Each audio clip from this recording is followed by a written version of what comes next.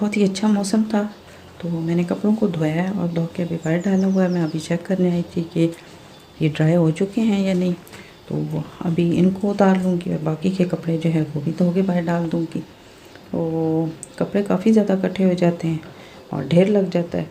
तो जो पहले वाले हैं वो, क्योंकि आज आप देख रहे होंगे कि कितनी अच्छी जो है वो हवा भी साथ चल रही है, तो बड़ी जल्दी जल्दी कपड़े ड्राई हो रहे हैं। तो ये मौसम तो हमारे लिए ये कह लें कि बहुत खुशी का होता है। तो आज फिर मैंने ये भी सोचा कि मेरे जो कंबल हैं वो भी काफ़ी वो सर्दियों में यूज़ करते रहे हैं, तो वो अब उनको धोना था।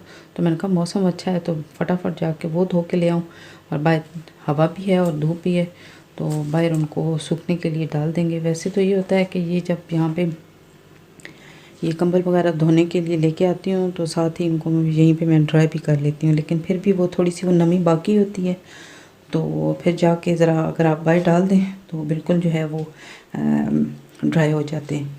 तो अभी बस ये है कि वो मैंने इन मशीनों में डाल दिए, साथ सर्फ भी और साथ कंफर्ट भी डाल दिए। तो जब ये धुलाई हो जाएगी तो ये साथ जो वाइट वाली ड्रायर है उसमें हम डाल के इसको ड्राई कर लेंगे।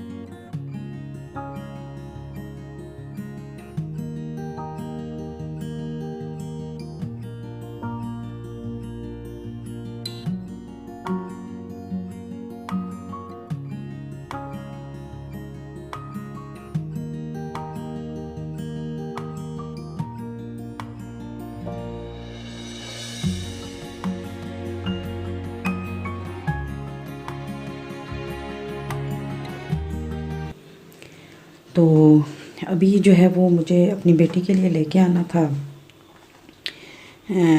स्विमिंग कॉस्ट्यूम लेके आना है, और टाइम जो है वो काफ़ी ज़्यादा लग चुका है। तो अभी मैं जो है वो दौड़ी दौड़ी जा रही हूँ ताकि वहाँ जाके ना तो ले आऊँ, क्योंकि उसके बाद जो है वो बच्चों के स्कूल का टाइम हो जाता है। तो अभी हम जाते हुए यहाँ से डलवा रहे हैं गाड़ी में पेट्रोल, और यहाँ से फिर अब हम जाएंगे लेने के लिए कॉस्ट्यूम। और कितने दिनों से मेरी बेटी पीछे लगी हुई थी कि वो मम्मा मुझे ला के दें, तो बस उसको आजकल कहते कहते जो है वो टाइम ये आ गया है कि अब कल उसने पहनना है, तो आज जो है वो लेने जा रहे हैं। तो अभी यहाँ पे स्टोर में मैं आई थी, तो यहाँ पे भी देखा है, ख़रीदा कुछ भी नहीं है, क्योंकि अगर यहाँ से कोई एक आज चीज़ ले भी लें, आपको अगर कोई चाहिए भी है, तो क्यों इतने लंबे होते हैं कि बंदा कहता है कि जो ज़रूरत की चीज़ है अगर वो मिल जाए तो फिर जो है वो क्यों में खड़ा होना बनता है।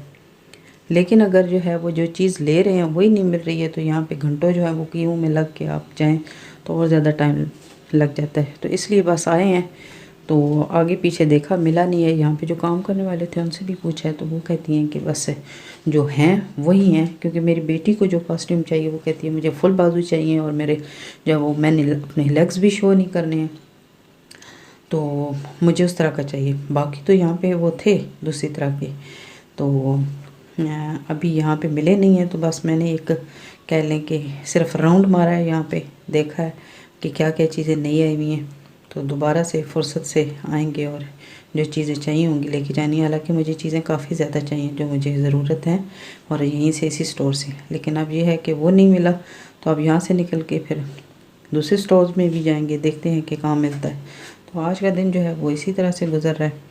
तो वहाँ से जी हमें मिला नहीं है, वापस आए कार पार्क में ना, ये बड़ी अच्छी और बड़ी खूबसूरत सी कार खड़ी हुई थी। तो ये अक्सर जो है रोमानवी किस्म की जो वो आप मूवीज़ देखते हैं ना, उनमें इस तरह की जो कार्स है ना वो आती होती हैं। तो यहाँ खड़ी हुई थी तो मैंने सोचा चले इसका भी एक क्लिप बना लेते हैं। अभी शुरू हो गई है किचन में अफ्तारी की तैयारी। तो अभी मैं बना रही हूँ आलू की टिक्कियाँ कह लें, या कह लें आलू के कबाब, या आप इनको कटलेट्स भी कह सकते हैं। तो वो बनाने लगी हूँ।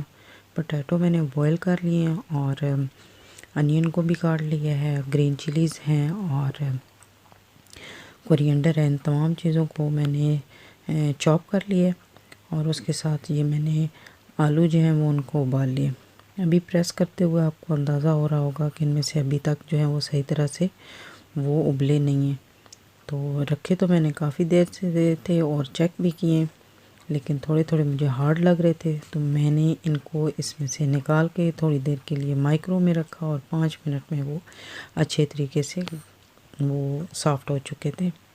तो बाकी स्पाइसेस उसमें शामिल कर ली हैं और उसके बाद उसकी बना ली हैं मैंने टिक्कियाँ। और साथ अभी बना रही हूँ मैं चिकन पकोड़े बनाऊँगी। तो ये सारी चीज़ें उसके लिए मैंने रखी हैं जो मैं यूज़ करूँगी। और चिकन ब्रेस्ट था जिसकी मैंने वो स्लाइसेस कह लें या आप कह लें कि इनकी स्ट्रिप्स बना ली हैं। और इसको अब मैं इसको जो चिकन की स्ट्रिप्स हैं इसमें जो लेमन है वो डाल के और तमाम स्पाइसेस डाल के इसको मैरिनेट कर लूँगी।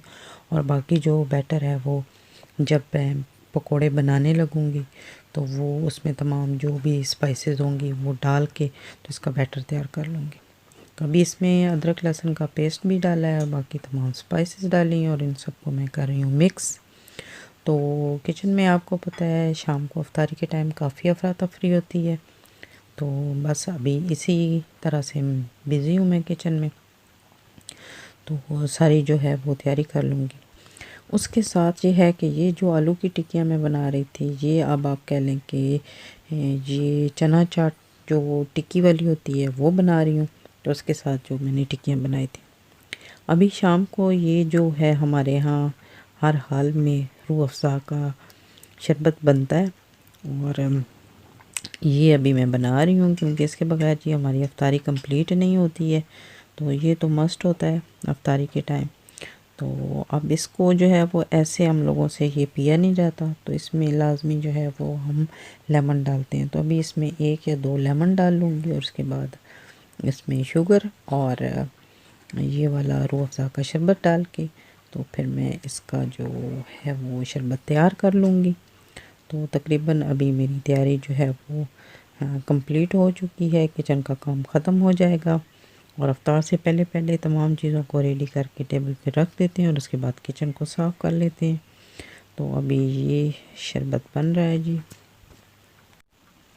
अभी ये जो अभी मैंने लेमन इसमें डाला था, तो जब आप लेमन इस्तेमाल कर लेते हैं तो उसकी पील जो है वो भी रख लिया करें और कभी कभी हाथों पे लगा दिया करें। तो इससे भी ये है कि आपके हाथों का जो कलर है वो काफ़ी अच्छा और ख़ूबसूरत हो जाएगा और आपके हाथ वाइट वाइट हो जाएंगे। तो वैसे भी ये पील जो है वो आप रख लें, कभी कभी आप इनको जो है ना अपने फेस पे भी यूज़ कर लिया करें, इससे भी काफ़ी ज़्यादा फ़र्क पड़ता है। तो कभी भी लेमन के जो पील होते हैं उनको ज़ाया नहीं करना चाहिए। तो वैसे भी आपको पता है बहुत से लोग ऐसे हैं कि इनको वो ड्राई कर लेते हैं और इसका पाउडर बना लेते हैं और बहुत से जो पेट के अमराज होते हैं उनमें भी ये इस्तेमाल होता है। तो बहरहाल आप रख लिया करें और आपके हाथों के साथ अगर लेमन वगैरह निचोड़ते हुए लग जाए तो आप शुक्र किया करें और खूब अच्छे तरीके से हाथों को मसाज किया करें। तो इससे भी आपके हाथों का जो कलर है ना वो काफ़ी ज़्यादा चेंज हो जाता है। तो इसका बड़ा जी फ़ायदा है, ये तो आप सब लोग जानते ही हैं। तो बहरहाल आज जो है ना वैसे तो यहाँ पे काफ़ी ठंड है, लेकिन ये जो रूह अफ़ज़ा का शरबत होता है तो इसमें अगर बर्फ़ वगैरह ना डालें तो फिर इसका वो मज़ा या जायका नहीं बनता है। तो कभी कभी ये बनाते हुए आप इसमें तो मलंगा भी शामिल कर सकते हैं, तो उससे भी जो इसका टेस्ट है और इसकी शक्ल है और इसकी लुक है और इसका जो मज़ा है वो दुबाला हो जाता है। तो अफ्तारी जो है वो सारी तैयार हो चुकी है, टेबल पे हमने रख ली है सारी। तो अभी थोड़ा टाइम बाकी है तो इंतज़ार कर रहे हैं, अभी दुआ वगैरह मांग लेंगे तो उसके बाद ये है कि रोज़ा इफ्तार करेंगे। तो सब चीज़ें जी आज जो बनाई हैं, ये मैंने चना चाट बनाई, चना चाट नहीं कह सकते हैं, बस चने हैं, इनको अच्छे तरीके से मैंने बॉईल करके इनमें तमाम जो है वो स्पाइसेस डाले थे और जस्ट थोड़े से ऊपर मैंने अनियन और टमाटो डाल लिए और उसके साथ ये आलू की टिक्की होगी और इसके साथ बहुत मज़े की ये चाट बनती है। तो साथ है फ्रूट चाट और हैं साथ हमने बनाए थे ये चिकन पकोड़े और उसके अलावा वाटरमेलन है। तो और साथ हमारे ये रूह अफ़ज़ा का शरबत है। तो आज हम इस तरह से इफ्तार करेंगे। तो आपको भी कहते हैं जी आएँ हमारे साथ शामिल हो जाएं और इफ्तार करें हमारे साथ। तो अब रोज़ा इफ्तार हो चुका है। तो सबसे पहले हम लोगों ने खाई है खजूर से, हमने रोज़ा इफ्तार किया है और साथ अल्हम्दुलिल्लाह दिन का रोज़ा बहुत अच्छा गुज़रा, बहुत ही ज़बरदस्त था। तो दिन ख़त्म हो गया, इसके साथ चाहती हूँ आपसे इजाज़त, दुआ में याद रखिएगा। अल्लाह हाफ़िज़।